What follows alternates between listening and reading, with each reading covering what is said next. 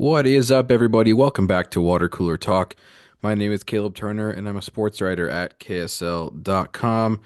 It is Sunday, April 13th. We are back at it, recapping the latest in sports in the Utah area so you guys know what to talk about on your Mondays as you talk with friends and coworkers. So we're back. As I mentioned last week, it is a bit of a transition period for sports in the state right now. A couple seasons ending, most notably the Utah Jazz ending their season today, Sunday. 82 games are done, and the Jazz went 17 and 65 in those 82 games for the worst record in Utah Jazz history, which is what they wanted and what I had been maybe encouraging the team to do since we first started this podcast back in the fall. I mentioned that the Jazz had never gotten a top, or I guess a bottom three record since the early 80s. And they've never gotten the worst record in the NBA, which translates to good odds at getting a top player in the NBA draft, in the draft lottery, which will be coming up in May. May 12th is when that will be going down. So, like I mentioned, worst record in Utah Jazz history gets them the number one odds in the NBA draft lottery. The lowest their pick can go now is number five. 14% chance at the number one pick, 14% chance at drafting Cooper Flagg out of Duke, one of the best prospects in recent memory compared to a lot of great players. One comparison that I think might be interesting for Jazz fans is to a player who played here for several years in the state of Utah, and that's Andrei Kirilenko. Um, he was actually back here just a couple weeks ago for a little recognition by the Jazz, but a taller, for kind of a hybrid forward type player that can handle the ball that can play defense on multiple positions. That's what you're getting in a guy like Cooper Flagg, who, he might not be, number one, scorer, point guard type thing like your Steph Curry's or maybe like it's popular sometimes in this league. But closer to like a LeBron type guy who connects, can pass the ball, can play defense on the other team's best player, and kind of, shows up when it matters. If you watched any of the NCAA tournament where Duke made a run to the Final Four, you saw plenty of those plays from Flag, which I think is a great sign, a green flag. No pun intended, but a green flag, as the kids say these days. Um, because you don't always see that with these one and done NCAA basketball players who don't, they go to 1 year of college, but obviously with the intention of going pro right away after that year away, just to qualify for the draft. A lot of those players and their teams either, don't do very well at all, or certainly don't go very deep into the tournament. So the fact that Flag was able to lead his team as far as he did and show up in some pretty clutch moments. Obviously, fair share of tough moments as well. The way they went out against Houston, Cooper Flag getting called for a foul late in that game as well. Every player, especially a player as young as he is, he was supposed to be a senior in high school right now. Graduated early, so he's extremely young, and so certainly a lot of development to happen. But the tools are there with a 6'9", 6'10" height, can handle the ball, can shoot it. Doesn't come around every day. So a lot to look forward to if the Jazz do end up with that number one pick. Once again, we won't know for a little while here, which I understand can be frustrating. Once they decide to put those ping pong balls in that roller and get that lottery done with, we shall see what ends up happening. But it's a spot that the Jazz, worst case scenario, a spot the Jazz haven't been in since 2014 when they drafted Dante Exum with the number five pick. Fifth pick would be the worst case scenario, and it's the lowest they can go in the draft because the Jazz lost in their final game, and the Washington Wizards won their final game on Sunday on a buzzer beater, by the way. So shout out to Bub Carrington in that Washington Wizards game.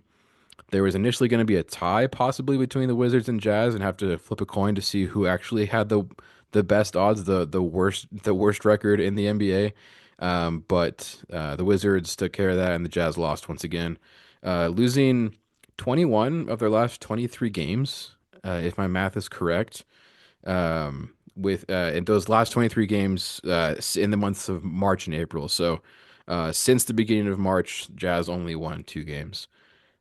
So they did what they were supposed to down the stretch, and it resulted in the best odds. So uh, they put themselves in a position to, as the NBA has orchestrated things, as they've organized this lottery system, to give themselves the best chance at a franchise-changing player that can turn this team around and get some more wins, get them back into contending playoff mode. So Utah Jazz season is over. We don't have to talk about basketball for a bit. Although, some people might be sad about that. I'm a little sad about that. I like basketball. But we also don't have to talk about losing basketball games for a little while here. No Jazz basketball until October, Summer League, if you count that. And when that goes down, the Jazz will have a top five pick on their team next time you see them.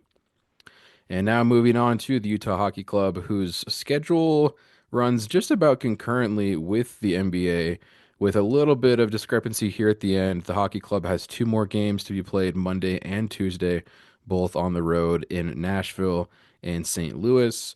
Hockey Club eliminated from the playoffs, so no postseason at the Delta Center this year for either Jazz or the Hockey Club, unfortunately. And it will be a longer summer for these players, which gives them time to do the renovations that are necessary in the Delta Center that they've been talking about for a long time to hopefully get the view, the sight lines better for hockey games on that much larger playing surface than the NBA court. Depending on where you sit, especially in the upper bowl, it can be a little hard to see the goals just because of how much bigger the ice rink is than the NBA court. It's just not quite designed right to be able to see that big of a playing surface. So Ryan Smith has said that they will be putting a crane down in the middle of the Delta Center, and it won't be moving until the fall. So a lot of work to be done there. Potentially not only this summer, but over the next couple summers as they look to renovate that. Also, some work going on down at the Southtown Mall, where the hockey club is building their training facility. So if you've gone down that area, Sandy recently, you'll notice some big signs up, hockey club, stuff coming soon. So that's pretty exciting. The Smith family bought the entire Southtown Mall, and are changing, or I believe it's the south side of that mall, being turned into the hockey training facility. They've been training out on the west side of the valley, at the Olympic Oval. Not a permanent home for them though. They obviously want kind of their own space, not having to share with rec teams and youth leagues and all that kind of fun stuff, and also Olympic teams, or Olympic caliber type people training there as well. Just kind of a bit busier schedule out there at the Oval. So a dedicated space in Southtown. They'll be, sharing Sandy with our beloved Real Salt Lake as we move on now to some soccer, which as I mentioned last week, soccer going through the summer. So basketball and hockey might be over, but don't worry, guys. Yeah, you've got your football to watch down there in Sandy, America First Field. Games just about every weekend, and a special occasion this upcoming weekend with back-to-back Friday, Saturday games with the Utah Royals and Real Salt Lake. We'll start out with the Utah Royals since their game comes first Friday night against Chicago at 7:30 in Sandy. The Royals still looking for their first win of the season. They've played, let's count them, one, two, three, 4 games so far, and 3 losses and a draw in those 4 games, unfortunately. Last time out coming at America First Field against the Portland Thorns, a 1-0 loss for the Royals. Dealing with a lot of injuries right now. They have 3 players at different stages of the ACL recovery. One player, Alex Loera, who the team signed, knowing she had a torn ACL, but she is the closest to recovery, or closest to returning to the field. She's a midfielder. A lot of promise there. I think the team really hopes that she can bring change of energy and kind of just like a shift in play there from the midfield when she comes back, hopefully within the next few weeks from her ACL injury. But you also have Chloe Lacasse, first player in Royals history to score a hat trick last year. She's about halfway through her ACL recovery. Team looking to bring her back maybe in the fall, um, which would be kind of the year out from when she tore her ACL last October. And then, unfortunately, a player who just recently tore her ACL, and Tatum Milazzo, also a recent signee, tore her ACL just in training a couple weeks ago. So some brutal stuff there. It's not, you don't ever want to see a player on your team with an ACL tear at all, and the fact that there's three on the same team is brutal. And those aren't the only injuries either. There's some hamstring injuries. Mina Tanaka, Japanese national team player, forward for the Utah Royals, had a hamstring injury, potentially out for what could end up being a couple months. And we just got news after that game against Portland on Friday night, speaking with their head coach, Jimmy Koenraerts from Belgium, afterward, gave some unfortunate news about defender Kaylee Reel, who is starting defender for this team.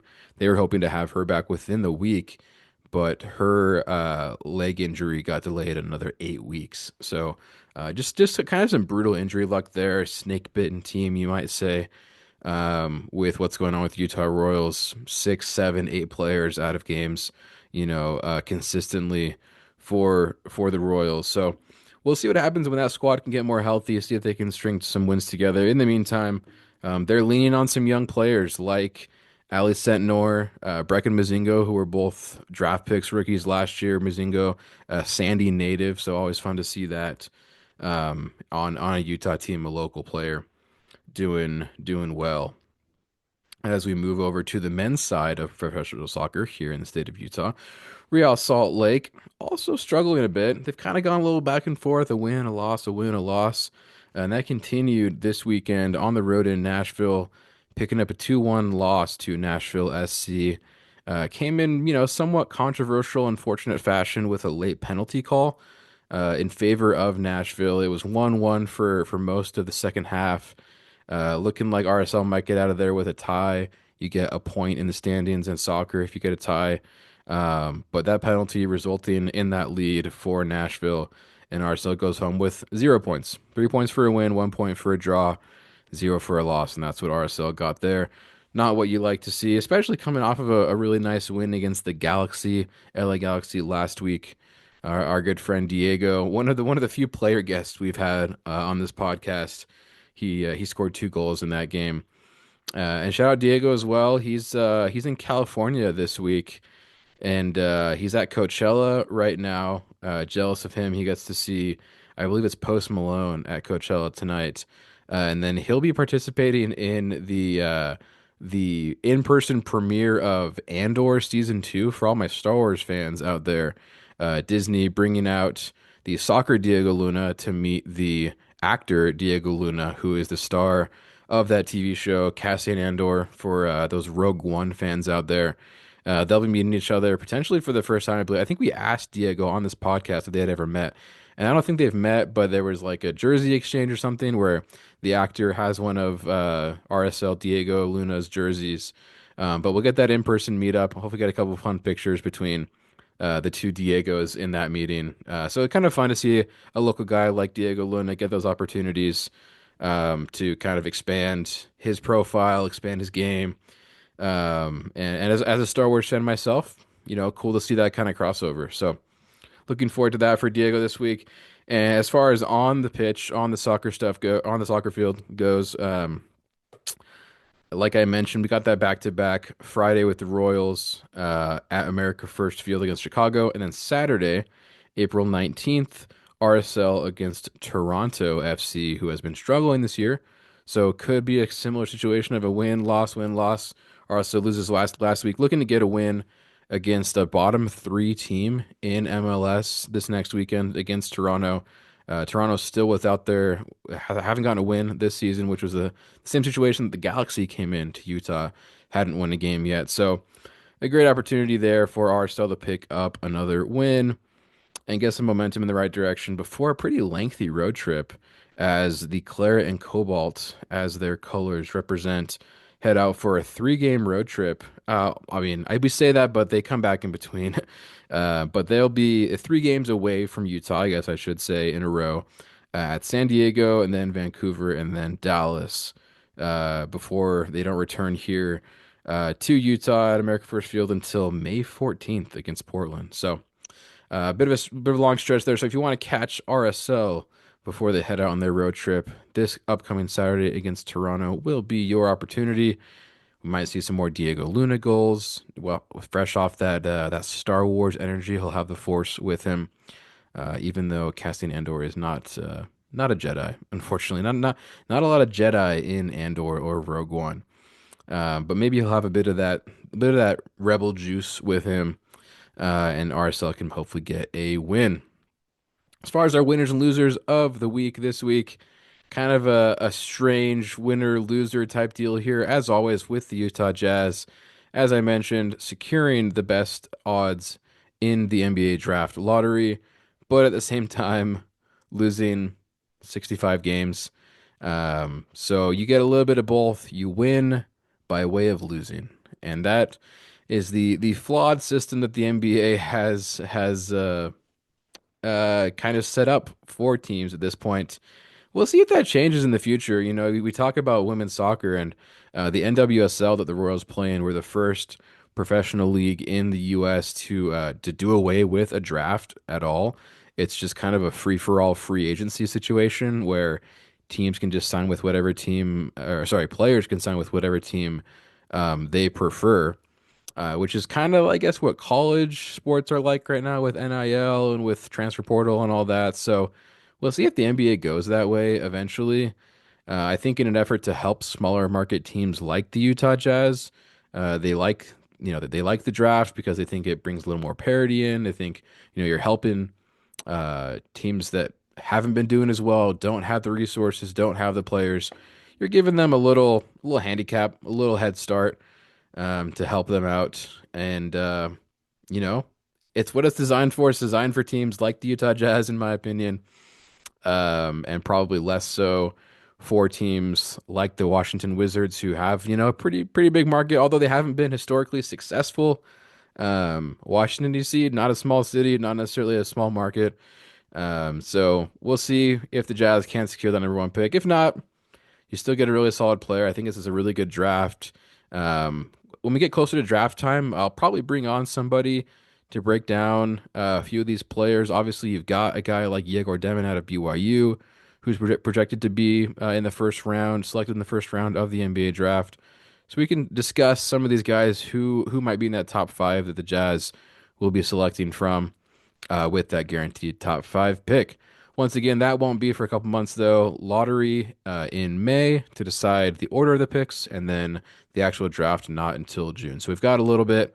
We'll be coming at you still with updates as it pertains to sports here in the state of Utah, even with the Jazz and Hockey Club wrapping up their seasons.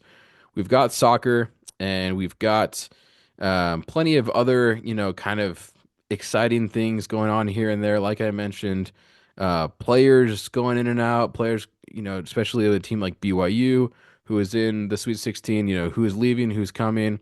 So we'll be updating you throughout the summer as these things change. Just so we're all up to date on who's on our teams, because it can be hard to keep track of these days who he play for, as they say on the TNT NBA show. Rest in peace. They're coming to an end this season. Our guys, Kenny, Chuck, Shaq, Ernie Johnson. Um, Trying to channel a little bit of them and ask you guys or keep you up to date on who plays for what team. Anyway, that's enough rambling from me this week.